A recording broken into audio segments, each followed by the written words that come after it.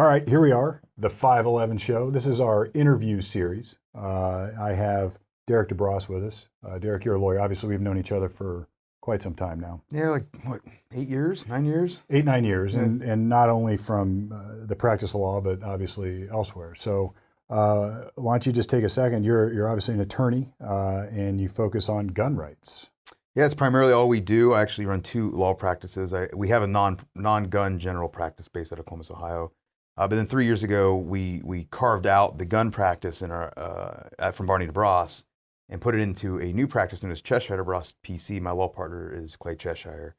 He was based at the time out of Atlanta, Georgia, so he maintained an office in Atlanta. He's now running our Louisville office in Kentucky. So we have 3 offices, and we have attorneys around the country that are of counsel with us. And all we do is anything regarding firearms and the sporting goods industry, and we do that internationally, actually, all over the world. Wow. There's no secret here why I called you for this interview. It's sort of timely, right? Because every time I turn on the news lately, all I see are debates about gun control, gun violence, the Second Amendment, et cetera. And I thought it might be helpful to sort of cover some of those topics. I think you're being generous when you say debates, but okay. Yeah, no, it's certainly it's a slanted debate, right? There's more people, it seems, Right. The hue and cry is to at least invoke some sort of gun control, if not an absolute Right. gun ban. Yeah. Before we get there, how'd you get into this? I grew up in a small town in Ohio, out in the western side of the state, and very conservative area. My parents are very differently politically aligned, I would say. And so I didn't grow up with firearms, at least not allowed to have them. But all my friends had them, and because it was a small town, I was out in the country a lot. I always liked being outside, and always had a fascination with firearms. I just enjoyed shooting.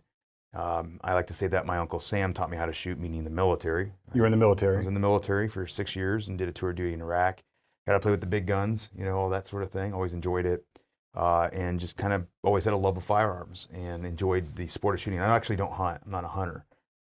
Just didn't grow up hunting. I really don't have the patience for it. So, but I like to target shoot. I like doing tactical training and things like that. I actually enjoy the training and the camaraderie that comes with it. So when I got licensed to practice law, I realized very quickly that most attorneys were very unhappy, and generally alcoholics or drug addicts. And I figured it out pretty quickly as to why. Is because they take the first job they can get out of law school, they hate it, they don't enjoy it, and their lives kind of go downhill after that. So I said, I'm going to do something I like. So you combined your interest with a practice area of law, Right. And I might add, at the right time. That's correct. No one else was doing it at the time. Not marketed the way I market it. You have criminal defense lawyers that might dabble in expungement and restoration of rights and self-defense, but they weren't solely focusing on that. The only criminal defense I do involves firearms. I don't handle a criminal case anymore unless it involves a firearm. Well, and I have learned, and actually let me back up even farther. I recall a time back in about 2010, something came up on a Facebook feed for me, or it might even been a blog or some sort of feed that attorneys get, a trade journal, for lack of a better way to put it. And you had outlined something about firearms. And I knew your name, but barely knew you at that time. And I remember reading this thinking, this guy knows his stuff. I mean, it was some sort of comprehensive explanation of something to do with guns. And it might have had to do with the Brady Bill or something. But I remember reading that thinking, if I ever have a gun problem or an issue in my practice, I'm calling you. And obviously we've hooked up, we've worked on cases together. Right. But you sort of caught that wave of gun-related legal work at a time that I didn't even know such a thing existed. Right. And I came to learn there is a huge area of law dealing with the regulatory side of it. There is. With ATF, with regulatory schemes, people who want to buy and trade and sell guns, even people who want to repair guns. Yep. And you seem to have mastered that side of it. And yeah, not just myself. My partner Clay Cheshire is a big part of that, and we have a team of retired ATF agents and State Department, and I mean, you deal with almost every agency in the government you can imagine with firearms. I mean, we're doing tax stuff now with the Tax and Trade Bureau. You name it, we deal with the Department of State. You have import and export stuff, customs. There's a lot to firearms regulations that most people don't understand. Yeah, far more, even than I understood. There is. There's a lot. And I now know there is enough to know that I don't know at all. I couldn't come close. All right, let's sort of turn back the clock. the debate now is raging. There are folks out there who are calling to ban all guns. Mm-hmm. There are folks out there who are calling to have guns bought back, so to speak. We'll say bought back by the government, which means seized or taken by the government. And there are folks on the other side saying, no, we've got a Second Amendment right. The government can't take our guns. Maybe we should just... Here's what I like to do. I like to take a step back in my position anyway and look at both sides of this debate and say, all right, I'm going to stand in the middle and I'm going to give this an honest assessment. And I think anytime we're dealing with a constitutional right in our country, we need to start there. And the Second Amendment talks about militia and our right to bear arms. What has the Supreme Court said about the Second Amendment as it stands like today's law? Yeah, the primary case that we should focus on when we're addressing that question is DC v. Heller. And Dick Heller, actually know Dick, I've met the guy several times at the NRA conventions, brought a lawsuit against the District of Columbia because he wasn't allowed to have a firearm in his own home for defensive purposes. And they had these very onerous restrictions. And he lost all the way up to the Supreme Court. Then when he got to the Supreme Court, he won. And it was a landmark case in what the Supreme Court held. And it was Justice Scalia writing for the majority of the court. Rest in peace. He passed away, 2-3 years ago, I believe. A couple years ago, yeah. Yeah, he wrote a very eloquent, as always, decision. And it basically said that it's not a collective right, meaning a militia right. That's what the argument had always been, that the right only applies to the militia because the word, I think it's the word militia is used. For a well-regulated militia. It talks about that, yes. Yeah, and it parsed out how it was written, and it talked a lot about the grammar and the prefatory clause and what that meant.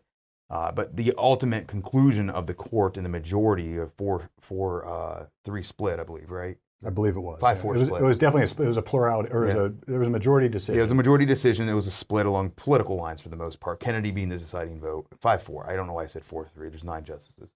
But 5-4.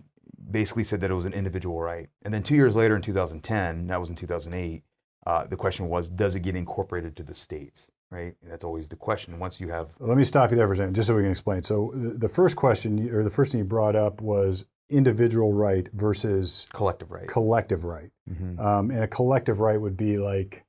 society at large. Society at large has this right, meaning it applies more generally, versus individual, meaning an individual has a choice or a right. First Amendment's a good example. It's an individual right. I have a right of freedom of speech. I have the right of freedom of religion, right? And they can't generally be...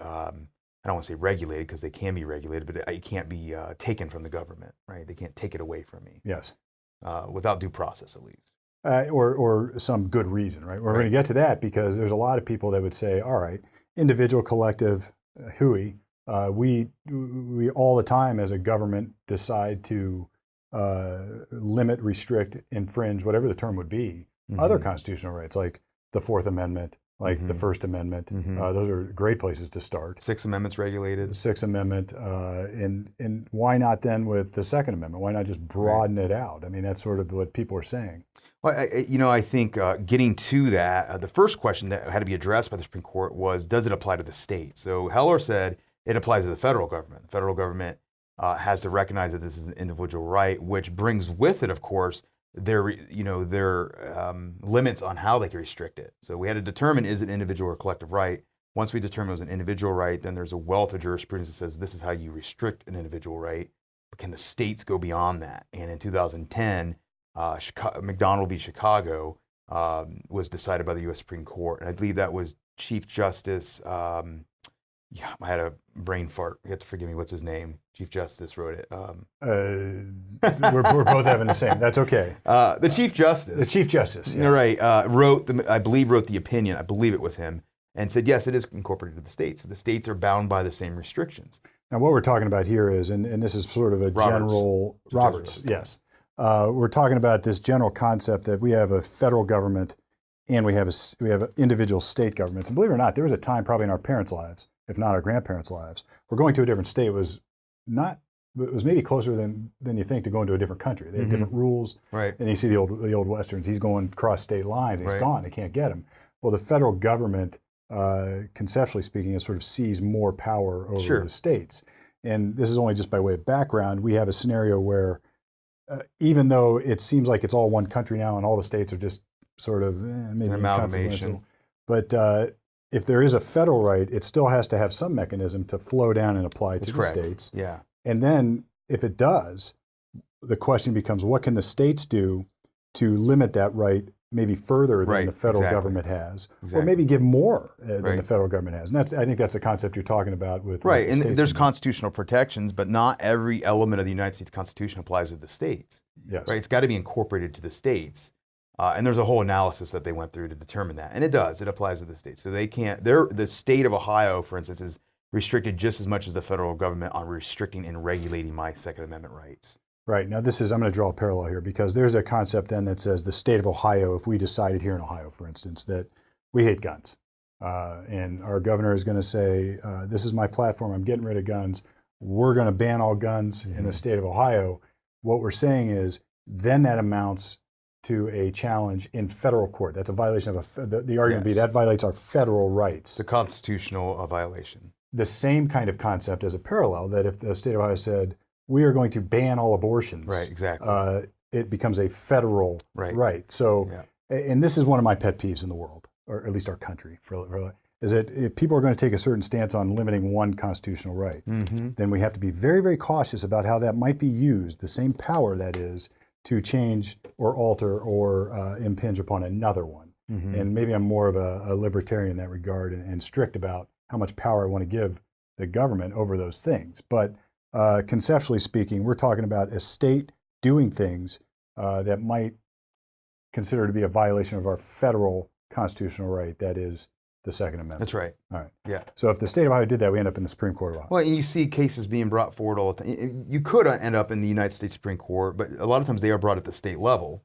They start there. Yeah, they start there. And you see cases being brought in California all the time. They always pass gun restrictions and gun laws, and there's currently several cases pending in California and in the Ninth Circuit. New York's another good example. Illinois is another good example. These more onerous, restrictive states are always being sued because of their gun regulations. Gotcha. Now, once there is a regulation like that in an individual state, the federal government, it takes time for the feds to get up there or to get to the Supreme Court and review it. So say in California, they decide to pass gun control here or ban guns in Ohio, how long before that changes? It depends on the attorney. You want to make sure you get an attorney that really understands the law, but you would want to get a permanent or preliminary injunction issued right away so that they can enforce it. Sort of like what's going on I think in Alabama with the abortion challenges that were going on recently. We sued the city of Cincinnati and Columbus on their bump stock ban, and we got a preliminary injunction, which ultimately turned into a permanent injunction. It's still pending in the courts right now, but we got that pretty quickly before the case was resolved. So that's just kind of the procedural process that you would take. All right, so now we're going to take a quick break. We'll come back. We're going to talk about some more stuff, and I want to get to the good stuff about the political debate, perhaps, on gun control. Okay. All right, back from break here at the show at 5:11. Sitting here with Derek DeBrosse. During a break, I picked up a book of mine.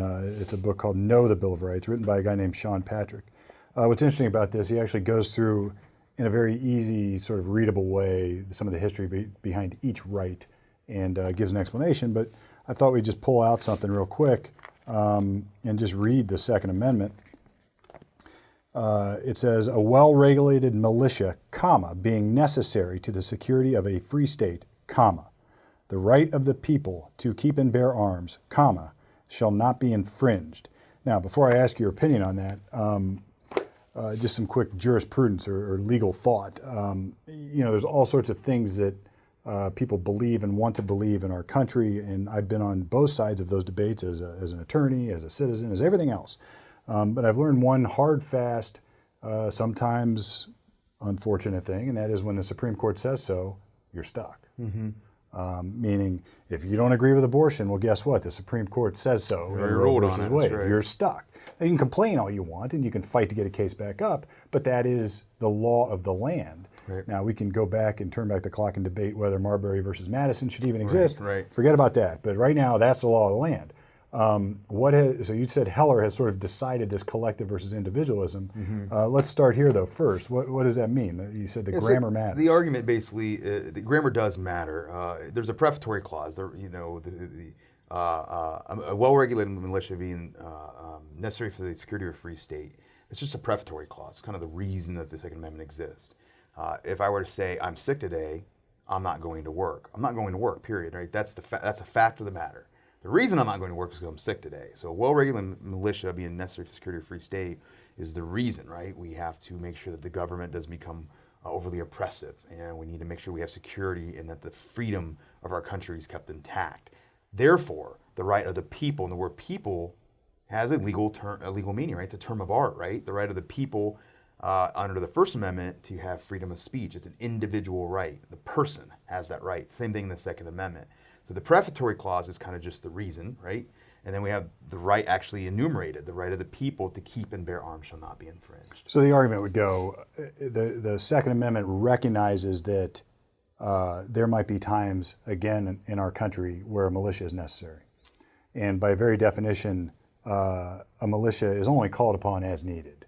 And in order to have it ready when needed, the people ought to have a right to bear arms. Otherwise, it wouldn't do much good. They couldn't fight anything. Yeah, and for what it's worth, I mean, Ohio has a state-funded militia. We have one. It's funded by the government. It's in the budget.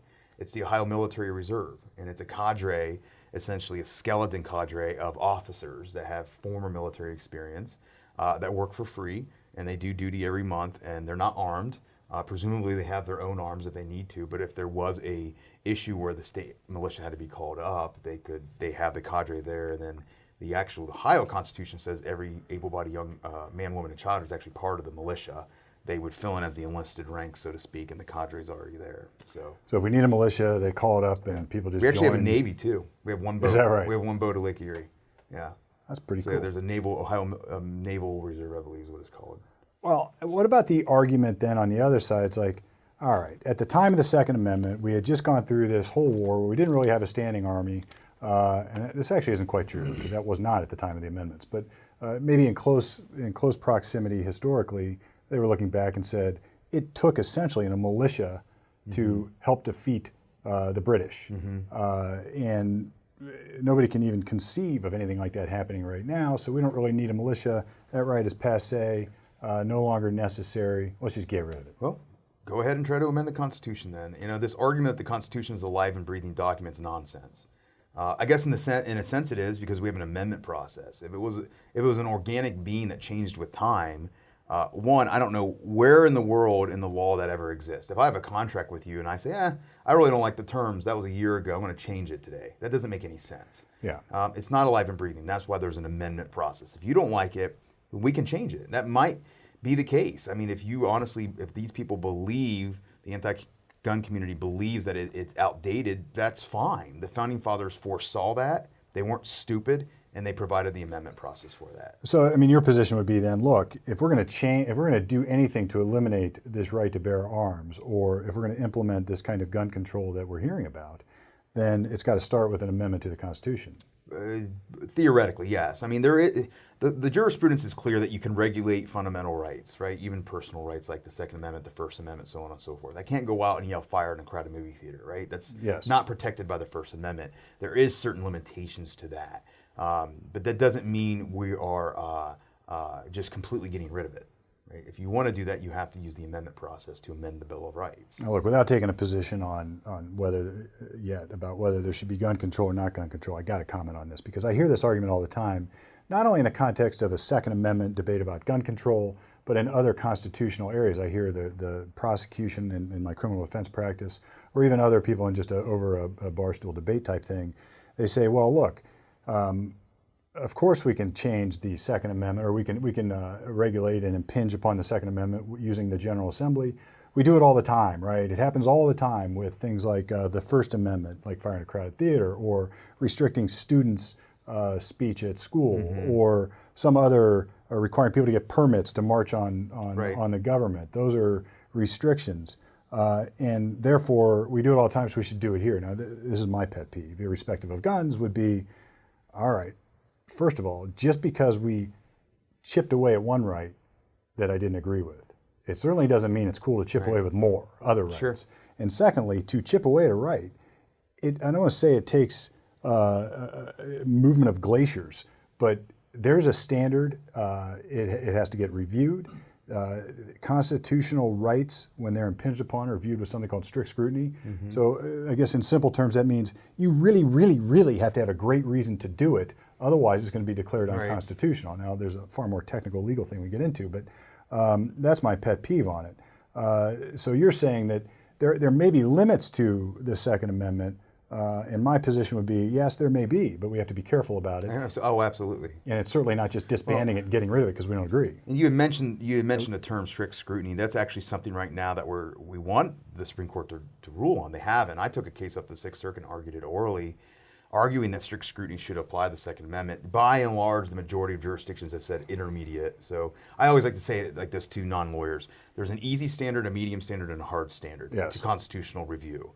Right? When you're trying to say, is this law constitutional, are they going to review it and say, well, it just hasn't meet this easy standard, this medium standard, or this hard standard? Right now, the court seemed inclined to say the medium standard. So the Supreme Court has taken the position that if you're going to pass legislation by lawmakers, General Assembly, Congress, then they're going to review it and they're going to decide, all right, they're going to use this mid-level of reviews. They're going to give it a mid-level standard of scrutiny and decide whether that's gone too far or not gone too far. Well, the Supreme Court hasn't addressed it yet. But that's what they have been using. No. Okay. The Supreme Court hasn't addressed it at all. It's the circuit courts that have been using that. Now, the Sixth Circuit at one point did address it with strict scrutiny, but that got overturned on what we call an en banc hearing. Right, and it's been. In other words, it went up and went down, went back up. Yeah. And, So it's pretty clear to me the writing's on the wall. I don't agree with it. I think it should be strict scrutiny. What other fundamental right incorporated in the individual, like the First Amendment, is not held to that standard. But for some reason, it's always considered like the stepchild of rights. And Gotcha. So it's probably going to, if it ever does get heard by the Supreme Court, going to be ruled. My guess is as intermediate scrutiny. All right, now we're going to get to the good stuff.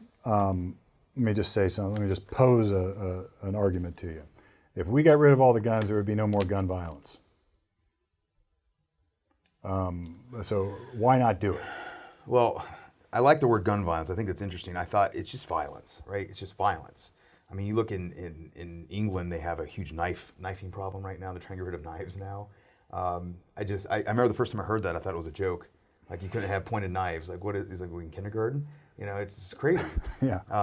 So it's just violence, right? Now, violence where you use guns, I understand that. I don't think that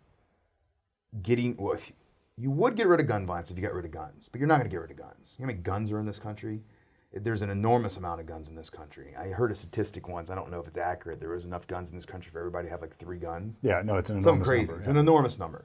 The cost of getting rid of the guns would be enormous. It's just not practical. It's not going to happen. If the anti-gun community would be honest with their debate, they would say outright that that's what their goal is. But by and large, they don't. They say they're actually pro-gun. They just want common sense gun restrictions. No, what you honestly want ultimately at the end of the day is get rid of guns. Well, what about background checks? Background checks do exist. It's a very inaccurate system. I've had clients that are disabled, legally speaking, from owning guns, and they've been able to pass those By checks. disabled, they got a conviction. Yeah, or conviction. Some other, usually a conviction is what it comes down to, or some sort of mental health issue. I've also had clients that are not legally disabled, have led a very law-abiding life, and get denied all the time. So it's not an accurate system. The government generally doesn't do anything efficiently. So the problem I see with the background check system, and I've seen it all the time, is if you come to me and your name's Steve Palmer, fairly common name, right? Yep. There's another Steve Palmer somewhere in America. My name's somewhat unique. So I hope he's having a successful career. I hope he is. Right. Maybe he went out and raped somebody, and he's convicted of a felony. They're going to confuse you potentially with that Steve Palmer, and they're going to delay and or deny you. And to fix that, you have to hire someone like me and pay thousands of dollars to fix it. And as we're fixing it, it's going to take a couple years potentially. So now your constitutional right has been unreasonably restricted, where you have to pay money and wait an unreasonable amount of time for it to be fixed. Now hold on a second, because I can already see this coming. It's like, oh, sorry, you didn't get your gun quick enough. Well, at least we were able to prevent others who shouldn't have guns from going out there and committing violent acts. But it's not about the guns; it's about your constitutional rights. I think that's what makes this somewhat unique, right? Is that we are dealing with a constitutional right. I hate the analogy with cars. Cars are licensed, so should guns be. Cars not a constitutional right. You don't like that, then you have to change the Constitution. There's an amendment process. Well, there is. All right, a couple of quick questions. What about the rules? Am I allowed to go buy a machine gun right now? Actually, before we even get there, let's make, one of the things that drives me crazy with this and other debates on these hot topic issues is nobody actually defines the terms. They say, get rid of assault weapons. What's an assault weapon? Okay, so there's a few issues about the media that I have. One is the terminology. The other one is this notion that you can buy guns online. I think you should address both. And three, this notion that you can just buy machine guns over the counter. So there's a lot of things going on where the media, they always get things wrong. It's always wrong. Or I often hear people will say they had a fully automatic assault weapon. I've heard fully automatic, semi-automatic in the same sentence once. Yeah, and it's clear that people just don't understand. Yeah, I heard a full automatic clip once. I don't know what that is. But what an assault weapon, I don't like the term. I don't know what it is either. It was coined by, if I remember correctly, the anti-gun community. But what they refer to generally is the AR-style rifle, right? And all an AR-15 is a semi-automatic rifle that fires actually a caliber about the size of a .22. So by semi-automatic, we're talking about the ability to pull the trigger continually until the magazine runs out. Yes. But not hold the trigger in and let it just spray bullets. Right. If you pull the trigger, one bullet goes out. You let go of the trigger, pull it again, another bullet will go out. And the alternative would be some sort of manual action where you have to see people bolt action right, or pumping it or something. Well, yeah, the action would be two steps, right? You'd have to charge the bolt and then pull the trigger. Charge the bolt and then pull the trigger. Obviously, the semi-automatic, pop, pop, pop, pop, yeah, pop, pop. You just pull the trigger. And in fully automatic, you pull the trigger once, hold it down, and it'll spray the rounds. Well, by and large, the mass shootings or the folks are using semi-automatic weapons. Yes. And so let me just pose something else. Nobody needs a gun that is capable of killing that many people that quickly. Guns don't kill people. The person kills the person, right? So that gun could be used for hog hunting. Often it is used for hog hunting, right? It is a rifle just like any other rifle that fires semi-automatically. You're not going to get rid of all semi-automatic rifles. It won't happen. It can't happen. I think it's unconstitutional, to be quite frank with you. Well, forget about the Constitution for a second. Here's my practical and logical debate or argument on this. Not even a debate, but here's where I struggle, I guess, intellectually. It is impossible to uninvent the firearm, whether it's semi-automatic, fully automatic, pump action, bolt action, revolver, flintlock, musket, whatever it is. We're not going to uninvent that invention. I mean, it's going to exist. Right. And we can outlaw and pretend that it doesn't, but then somebody will get a hold of one, build one, or otherwise keep theirs. It's America's rifle. There's a ton of them in commerce. I mean, we're not talking about like New Zealand where there's I don't know how many hundreds of thousands of them existed. You're talking about millions of these rifles. Well, look, I mean, you brought up New Zealand. Let's bring up Australia. They had the big federal gun buyback where nobody's allowed to have guns and there's no mass shootings. What about that?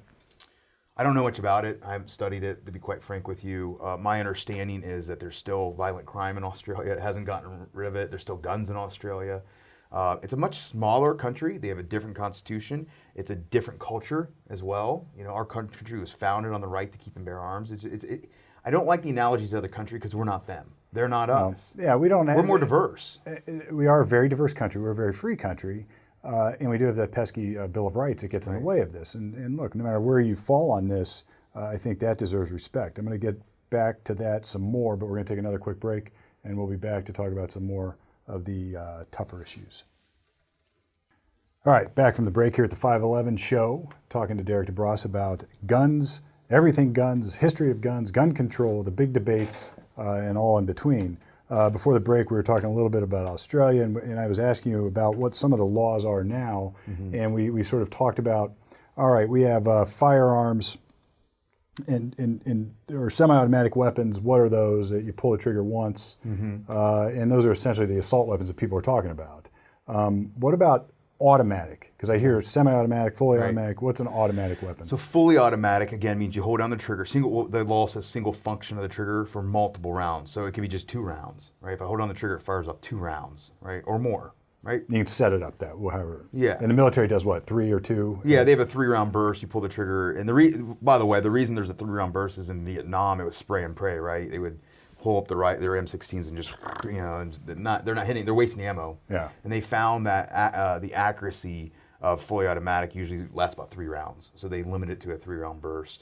So you hold the trigger, 3 rounds goes off, let go, hold it again, 3 more rounds goes off. All right, so as far as fully automatic weapons, machine guns, no shootings that I'm aware of anyway, these mass shootings we hear about are actually employing fully automatic machine guns. Well, I don't want to say no, but the big ones that we're talking about. Yes and no. Typical lawyer answer. Generally, yes. Unfortunately, the Trump administration took a different position on the bump stock. So they now define that as a fully automatic machine gun. So if you look at how Trump's administration defines machine gun now, then the Vegas shooting did invoke a machine gun. Now, the bump stock for years were determined by ATF not to be a machine gun because your trigger was actually being pulled for each round. It's just, it was an assisted mechanism that allowed your finger to go very, very quickly against the trigger. So bump stock, somebody just takes a semi-automatic weapon, and the bump stock, I'm picturing like a spring device that will, the recoil itself forces your finger into the trigger faster. It forces your finger as a pivot point, and it actually rocks the rifle against your pivot point. Gotcha. Is what it does. I mean, there's it seems to me, factually speaking, it makes some sense to treat that like a fully automatic weapon, except for the fact that we have this legal definitional parameters that have to be exactly. That have to be maintained. The law doesn't allow it. Yeah. The law doesn't allow it. I mean, practically speaking, yeah, it's just a different way a machine gun functions, I suppose.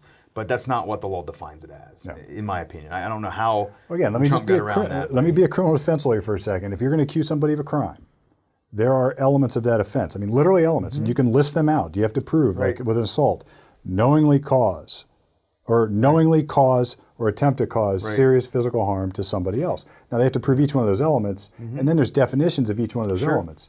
And what I think what helps people, or what helps me understand and frame this debate, is that we can't just create a vague law that says you can't do that and not define exactly what the conduct is that you're prohibiting.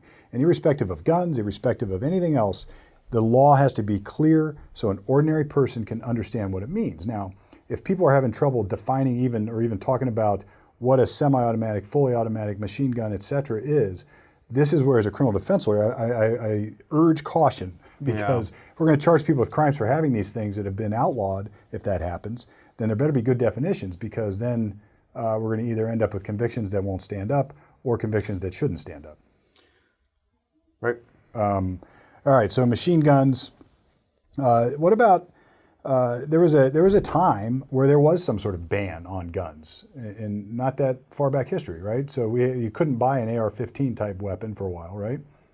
No, that's not true. I don't know historically. I'm not a historian, but I don't remember there ever being a time where you couldn't buy an AR-15. Okay. I mean, there was city bans and local bans until states started addressing that issue, but federally there was never a ban on the AR-15 style firearm.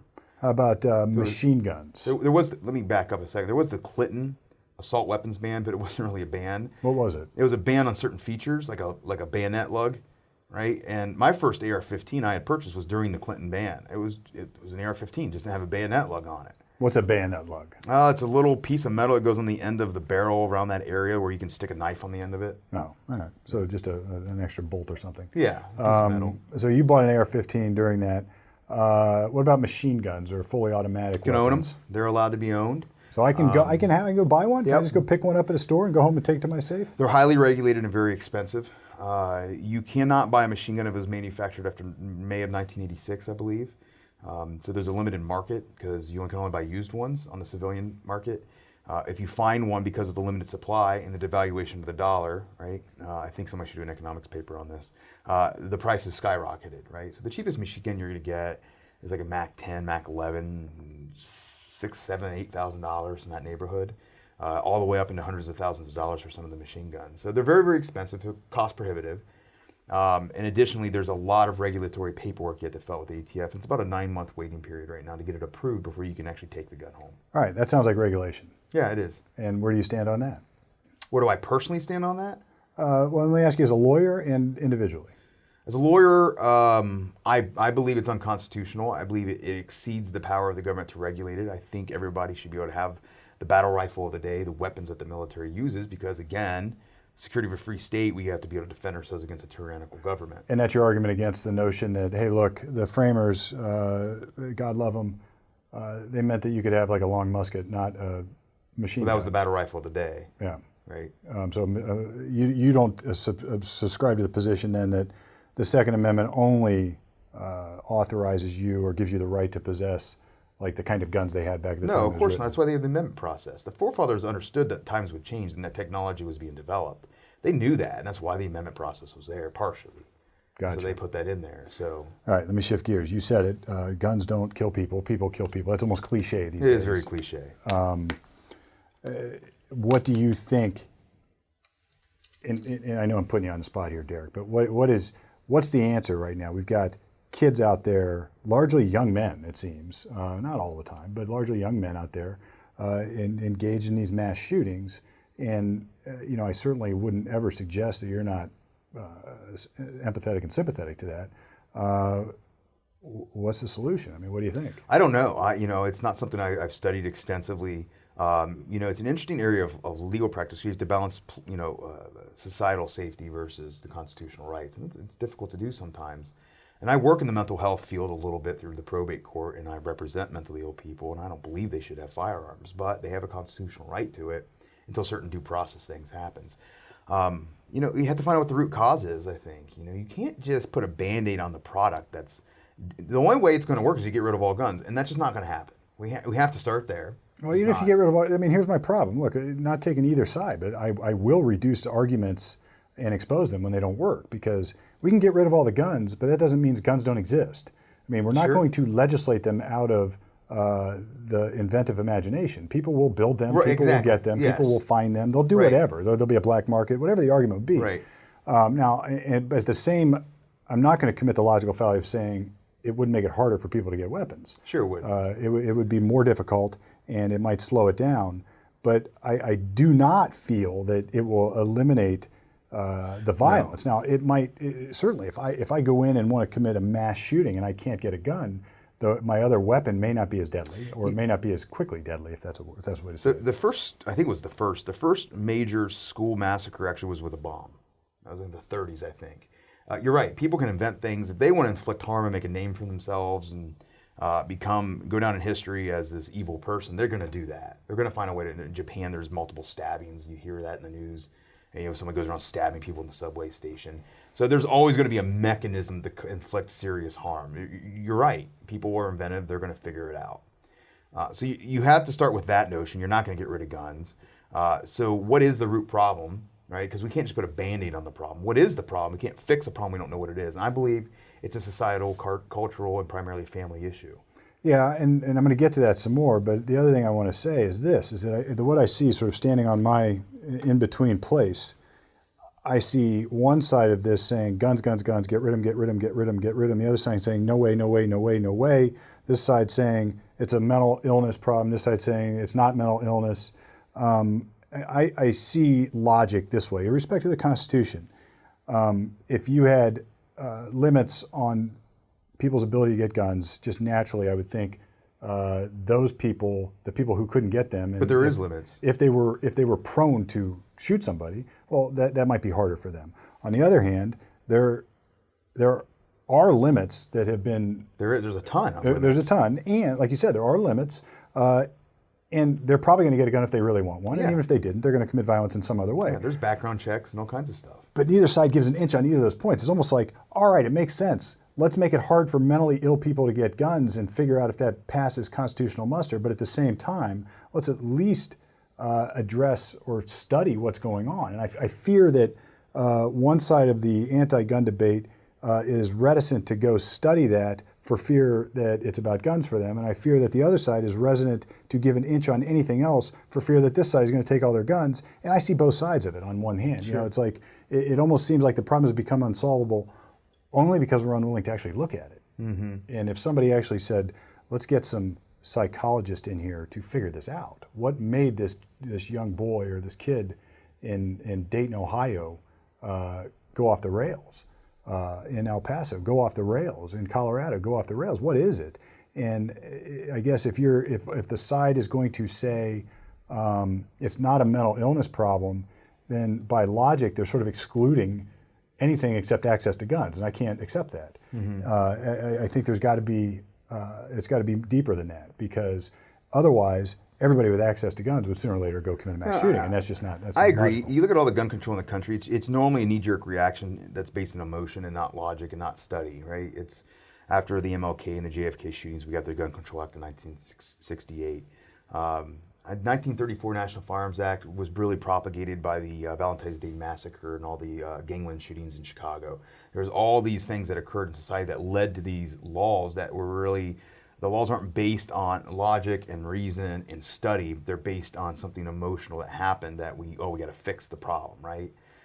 And generally they don't work. I mean, we have the National Firearms Act, we have the Gun Control Act of '68, we have a slew of regulations. You know, the gentleman I think in Dayton bought the gun legally, passed a background check. He did. Right? And it was completely legal for him to have the firearm.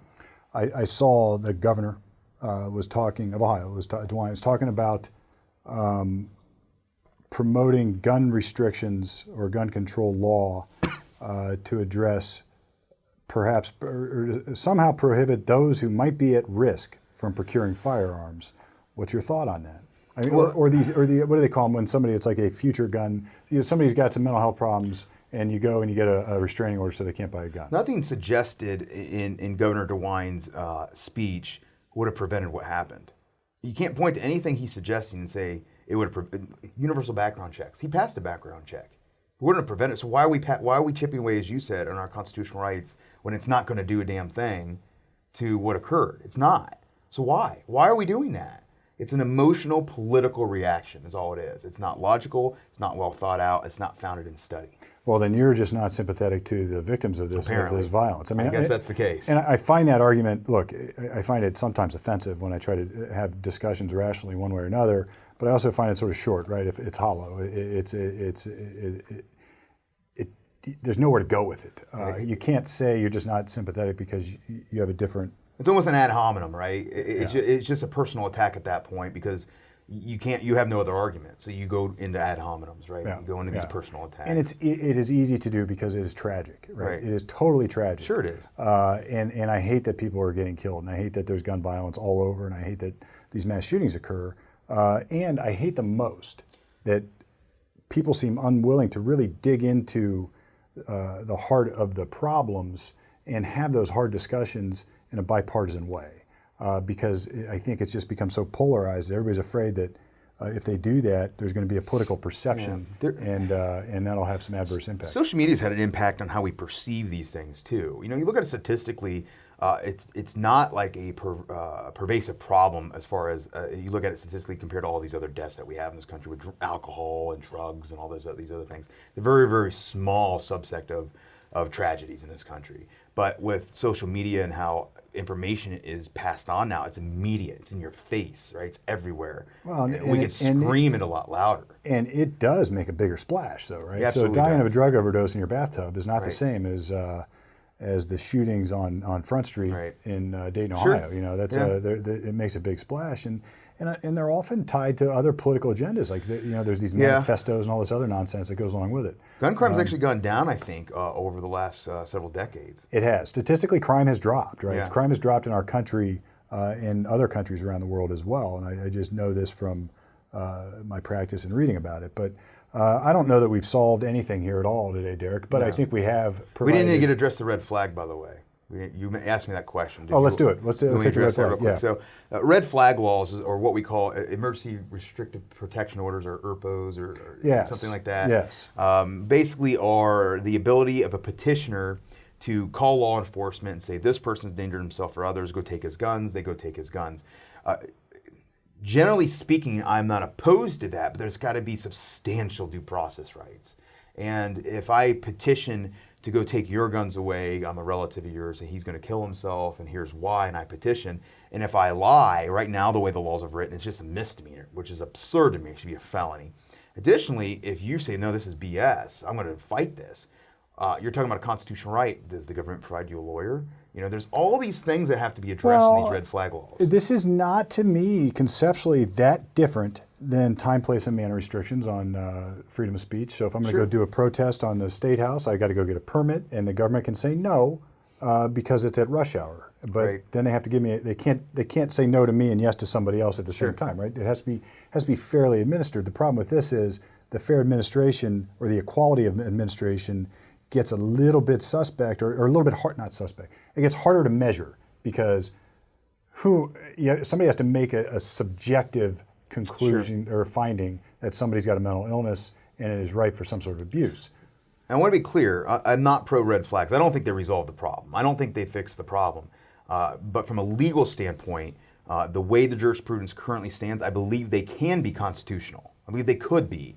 as long as there is substantial due process. But the ones in certain states like California, I do not believe are constitutional. They're trying to expand it to allow employers to call. Well, and this is the problem, and this is where the debate gets confused because people start conflating. You just said you're not generally opposed, but sometimes the way they're written, they strike either too broadly, they're too vague, or impossible to implement in any constitutional way. There's no due process protections. Yeah, if you're gonna relieve somebody of a right. What did Trump say? Take the guns now, due process later. Yeah. I hate to say this because by and large, most gun owners are pro-Trump, but he's not a fan of the Second Amendment. You look at Obama, 8 years of Obama's administration, not one gun regulation. Trump's already got gun regulation. Yeah. No, it's that may not fit some people's narratives one way or another, but I guess it is what it is. Yeah. So, well, again, I appreciate you coming in, Sure. kicking off the 511 show with us. Yep. There's going to be a lot more debate, and as I said before, I'm not sure you and I are going to be the ones that solve the problem. I appreciate it. It helps me think through problems, and it challenges me as well.